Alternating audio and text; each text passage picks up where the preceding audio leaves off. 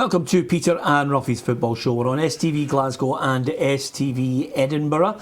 Rangers demand an apology from Raith Rovers over the Ryan Hardy and David Weir incident. We'll discuss that as well as the full card in the lower leagues tomorrow afternoon. We'll also hear from Stephen Hamill and Stephen McManus on Keith Lasley ahead of his testimonial on Saturday afternoon against Bolton. And there's a small matter of the Dunfermline against Celtic Legends match. The proceeds from Celtic's end of it will go to the refugee crisis. So we'll talk about that as well as some of the star names that are going to be appearing there. Obviously, guys, we won't be discussing Scotland in detail tonight. We'll discuss that in detail tomorrow because as we are going out, the match is still ongoing. So with that in mind, let's deal with the first issue of today, which is, of course, Rangers Gordon Smith demanding an apology from Raith Rovers. Now, this whole affair has just kind of blown up. Basically, Raith Rovers had the opportunity to withdraw their own Craig Whiten from the Scotland squad, and Rangers took up the opportunity to withdraw Ryan Hardy to bring him back for the game tomorrow, Rangers against Raith Rovers. Had this all been conducted behind closed doors with a phone call instead of out in the open, we wouldn't have got to the point where we are now, where Rangers have released a statement saying that they feel as if it's besmirched the honour of David Weir. Now, I think that's a wee bit strong for an incident that seems to be blown out of all proportion now. Yeah, I'm quite surprised. You maybe know this better than me. Why have they brought David Weir into it? Why did the Raith Rovers have to mention David Weir? Well, it's a good point you make, because I don't see any reason whatsoever to mention David Weir in this whole scenario. Regardless of who made the call to bring back Ryan Hardy to get him back into the squad is irrelevant here. I mean, the point is, quite simply, if they wanted to bring the player back, if it was within the guidelines and not breaching any rules, what's the problem? If Raith Rovers have a problem with it, lift the phone, don't do it out in the public. Yeah, that's right, they should have done it in that respect. But the other side of it is, you wonder why Rangers are making this request.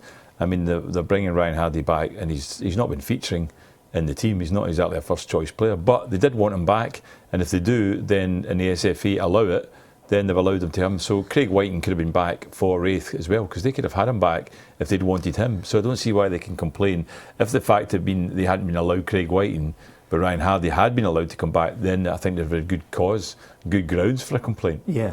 I think the naming of David Weir is a strange one as well. If anything, Ruffy, I mean, I think it's a mountain out of a molehill here in this station. If anything, it's created bad blood and a wee bit of needle ahead of the match tomorrow for something that really could have been settled behind closed doors. Yeah, there's no doubt about it. It should have been handled behind closed doors. There's no doubt about that, as Gordon's explained quite rightly. If Rangers have done everything above board and it's allowed, then why not do it? If they feel as if they must feel as if the boys get a part to play, which he hasn't in the last 2 or 3 weeks, but if they insist on pulling him out is what they want to do, they've every right to do it. But I think there is a wee bit of needle between Raith Rovers. There's something in the back of my mind that yes, well, I'll I know he's not. I don't think he's there anymore, the owner. No, he sadly passed away, Turnbull Hutton. Yes, but I think that even although he's not there anymore, I still think there was something going on between Raith Rovers. So I wouldn't like to think that had something to do with it. But I mean, you never know in football.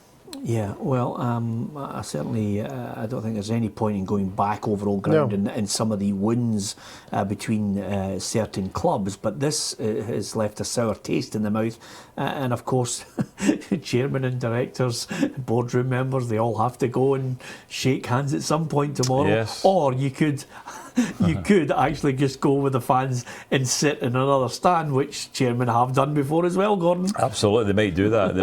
They might get a hard time coming off the bus as well tomorrow when they come off the bus, the chairman and directors of Raith Rovers, because there was a bit of needle ill feeling because of everything that happened at the time when Rangers were put down to the third tier or fourth tier of Scottish football. I think one of the factors was it was at that time it was Turnbull Hutton that had annoyed a lot of the Rangers fans with his comments at that time. But as I say, sadly he passed on, and we need to take it further. But I think it is a mountain out of a molehill. You've said that, Peter. I don't think there's a lot in this, and I don't think it'll affect either group of players really. Yeah. I don't think it'll affect it. And to be fair, chairman, owners getting pelters coming off a bus. I mean, this week alone, they get pelters for trying to get into a car. former owners and chairman, Ruffy. So it's not really going to make that much of a difference, is it? I don't think they'll be at the game tomorrow. I just don't. No, I have a feeling you're absolutely right. It was the first thing that came into my mind, and I thought, it's been one of those weeks. But of course, this is a football show. We like to talk about football, and for Rangers, it's a win-win-win situation, because they just at the moment are on this. We always talk about momentum. Yes, it's that's just a right. feel-good factor around the club at the moment. Absolutely, and they've got 2 home games coming up as well. Rangers, the next 2 league games are at home. As you say, they're on a tremendous run. I mean, I think it's 8 wins they've had this season, including other competitions and the league.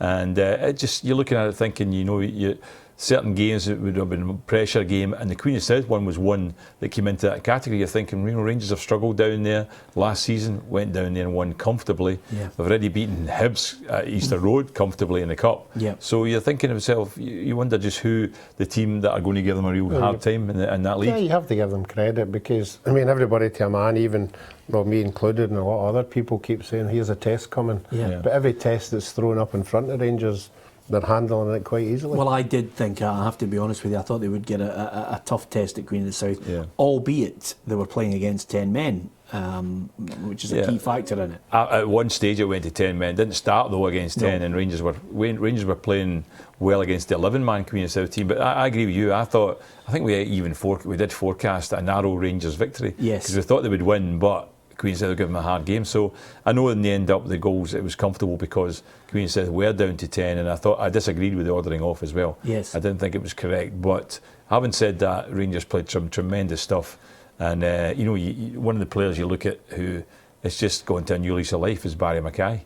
He was absolutely outstanding. I mean, that's probably the best game I've seen him playing, was last Sunday against Queen of South. You're thinking, how can all of a sudden he go to another level this year? It's got to be down to management, isn't it? Well, I would sum it up. Having watched Rangers this year, Ruffy, it is down to management. It's down to the way he wants them to play, and the Rangers fans are responding to it, because they want to pass the ball. If it's not going right one way, they switch the play, and they just, they'll pick their moment. But what they won't do is just quite simply, look for that route one ball, No, but that just shows you the confidence and the belief. If we're not scoring just now, we'll score at some time. If we persevere with the style of play that we are, goals will come, and they certainly have been coming. There's no doubt about that. They're playing an attractive game of football, and it doesn't matter who you are or what team you're playing in. If you're on a winning run, your momentum keeps you going. You just keep saying, bring on every game, give us a game in midweek, give us a game whenever, because we're playing so well. And can I suggest to you, Gordon, that the way Rangers are playing suits Kenny Miller as well? It seems to, yeah. I mean, he's actually been playing in a wider role in a front three. They're playing with the 4-2-3-1 system. And Kenny Miller, I thought, might have got that central spot, but he hasn't managed to get that.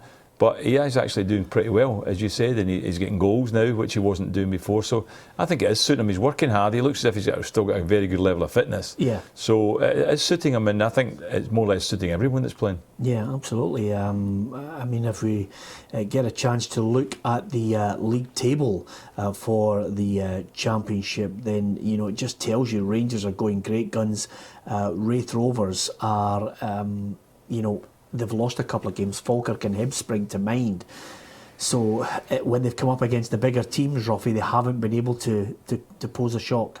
No, they haven't. I think the only test they have really is the Hibs at Ibrox. There was a time in that game where that could have went either way.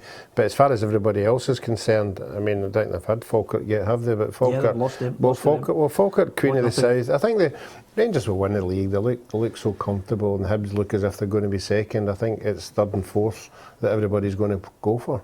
Yep, we'll be looking forward to that tomorrow. Join us if you can on Saturday afternoon, because, as I said, we'll discuss the Scotland match in detail, and then we will look at the Championship, League One and League Two, where we get a chance to look at it a little bit more in depth, because, of course, the Premiership takes a back seat, Gordon. Yeah, I mean, that's it. The Premiership's off this week. This is our international weekend, and that's probably where most of the tension comes, because Scotland certainly have two big games, no doubt about that, but the chance they've got. But you know, the Premier Leagues, most of the teams get a little bit of a rest this weekend. The international players obviously have to go and do their job, but the rest of the teams, and for some of them, it's funny thing, Peter, some of them don't like having that rest off because they want to keep the momentum, and others, maybe who've had a bad result, want to get playing again. Yeah. So sometimes they're not too happy with that.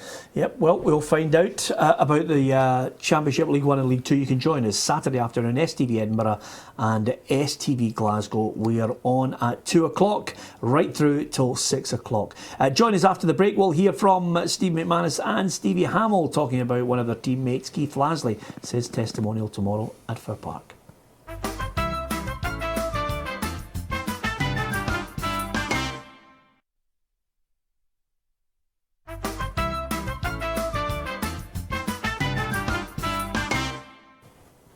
Welcome back to Peter and Ruffy's Football Show. Alan Ruff and Gordon Smith are with me, Peter Martin. Monday to Friday you can join us in STV Edinburgh and STV Glasgow, 6:30 with a repeat at 10:30. And of course we're on tomorrow, 4 hours of football chat, and of course bringing you all the latest goals as they hit the back of the net. That's what it's all about on a Saturday afternoon. Ruffy and Gordon will be with me again for that.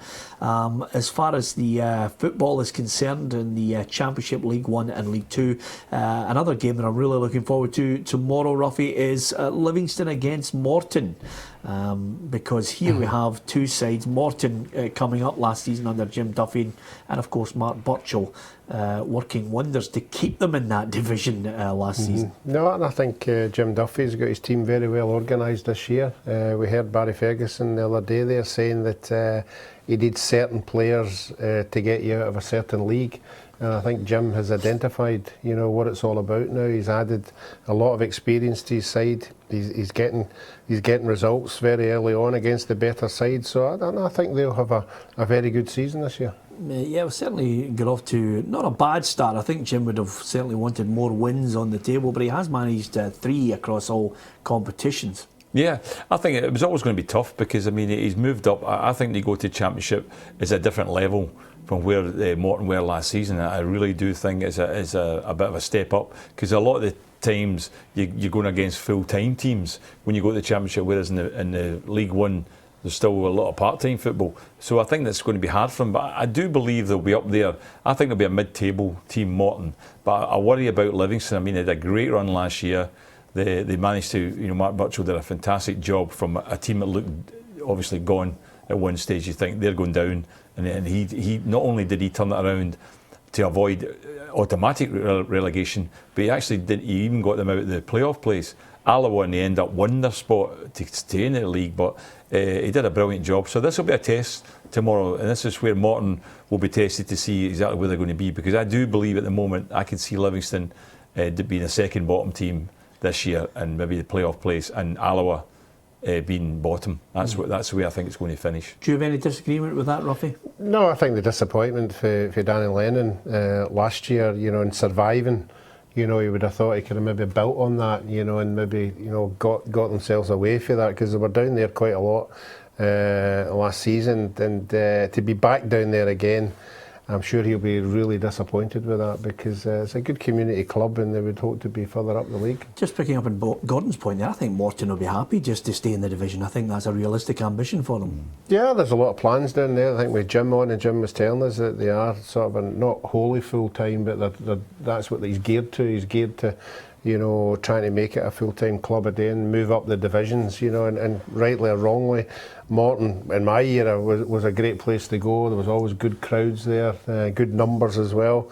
So I'm sure we'll be hoping they can get back to that. I think you're right, Peter. I think it's safety first and foremost, and then, you know, the following year, once they build their team, then they'll look to maybe then challenge to try and aim for a place, for a playoff place after that. But I think this year I think, as you say, they'd be delighted just to be, remain in the league. Yeah, no doubt about the game of the day, Ruffy, in League One. It's Forfar Dunfermline. It's got the makings of a cracker, first against third. Yeah, well, we all thought when the cup game got thrown up there was going to be a wee surprise there, but Dunfermline didn't. They went about their job properly, so I'm sure Dick Campbell will be hoping he can turn it around. But as it stands at the moment, Dunfermline seem to be the team that everybody wants to go and see. Great crowds as well. The crowds have went up to 3,000 and 4,000 as well, so that's another positive thing. The interesting thing was they both got shock defeats of late, Peter, as well. With Dunfermline, obviously when they lost to Peterhead, when they were on such a great run, and then last week Forfar got beaten last week as well. That takes them away. They would have been sitting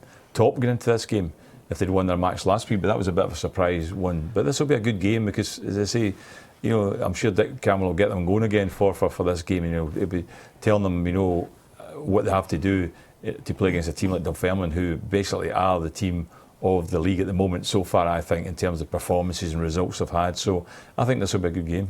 And of course in League Two, I mean, I just find it difficult to call this. I speak to countless managers. We had Barry Ferguson on yesterday, Ruffy, talking about the way he thinks Clyde need to play to get out of that division. I've spoken to Jim Chapman, the Annan manager, and he said, 1 minute your team can really click, and then the next minute you just can't put your finger on it because you've got the erratic nature of part-time footballers who've got so many other pressures out with the football, and you never know what you're getting 1 week to the next. But I think, for me, Annan against East Fife is definitely the game. It's again first against third in that division. Yeah, and East Fife look as if they've got their act together. They've got a lot of experience, obviously, with the manager, a lot of experience with the players as well, and they're getting the right results. But for me, that league, if you're a gambling man and you're wanting a fixed odds coupon on, that's a division that I wouldn't be going anywhere near, because you certainly cannot tell which team's going to get the better because they're so close together. I've been liking Jim Weir's team at Elgin. Yeah. I was reading he's got 3 or 4 young players for St Johnstone up there on loan,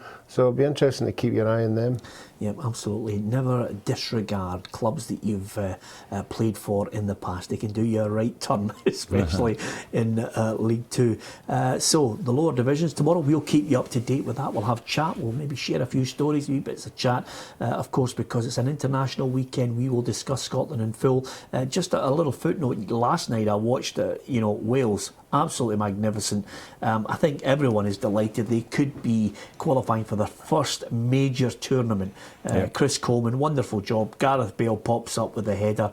They were denied on 2 occasions by, I can't remember the name of the team who denied them in those 2 other previous tournaments. He's sitting close to you, Gordon. Yeah. But now... Well, there'll be a handball that'll mess them up. I think it was I think 1958 they were in the World Cup finals. I think there was a strange way you got an invite then in 1958. Yeah. But certainly qualification, in modern times, I think this is a tremendous achievement. And of course, if results go their way and they defeat Israel at the weekend, Wales could be potentially, depending on other results, second in the FIFA rankings. Yeah, absolutely, it's amazing. The fact that I was hearing yesterday they're already above England now. I think they're 9th in the FIFA rankings at the moment, and England are 10th. You look at it and you go, how can Wales be above England when you think of the size of the 2 countries, the leagues? All the Welsh players are basically coming through the English football system. Yeah. But the player last night, it was quite interesting because there's 2 top players in the team. I think Ramsey is one. The defensively they're pretty good, but Ramsey and Bale are the 2 players they rely on for that little edge, that difference. And neither of the 2 of them were at their best last night. And certainly Bale wasn't having one of his better games, and he ends up scoring a terrific goal. But that's what he's capable of. And you look at the record Bale has in recent games for Wales, it's absolutely outstanding. Yeah, absolutely. Listen, there's a couple of matches I want to tell you about that if you've got a chance, if you're at a loose end and you want to go and see a football match, there are 2 great games where I think you will enjoy the football on offer, and of course a little bit of nostalgia as well, because if there's ever a man that deserves a testimonial, it's Keith Lasley. 2 stints at Motherwell, a great lad. We've had him on the programme, and Ruffy and myself watched him on countless occasions win man of the match a couple of seasons ago. I think he was the Club's Player of the Year. Here's what a couple of players have had to say about him. First, Stevie Hamill talking about Keith Lasley. He's a real leader in there in the dressing room. He's someone that the young boys, especially, along with some of the other senior pros, can go and talk to. He makes the dressing room feel welcome. I think that's a massive part of why why we were doing so well over a number of years. You know, when new boys come in, you need to make sure that when they get there, when they come in, the dressing room's welcoming, and Keith's a big part of that. Yeah, Stephen Hamill has been a long servant at Motherwell, and of course, well, Steve McManus is not that long in at Motherwell, but he certainly knows the qualities of Keith Lasley. When you look at the way the club's moved on in the last 12 years, Keith's been a vital clog in that. The way he conducts himself off the pitch, on the pitch, is a credit to himself, a credit to his family, and I certainly couldn't speak highly enough of him.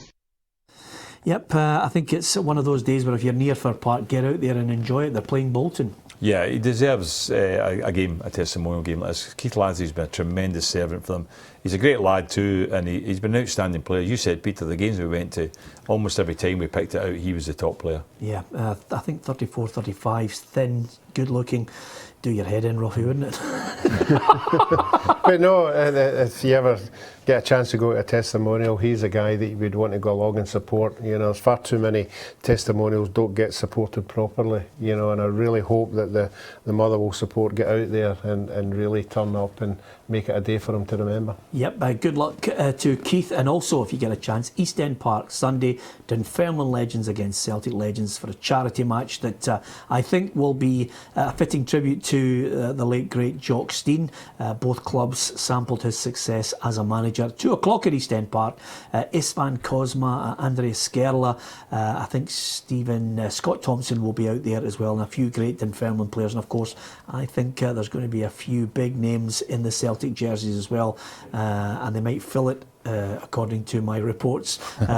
But get a chance, get along there to East End Park as well. I hope you have a great weekend. Join us tomorrow at 2 o'clock on STV Edinburgh and STV Glasgow if you can.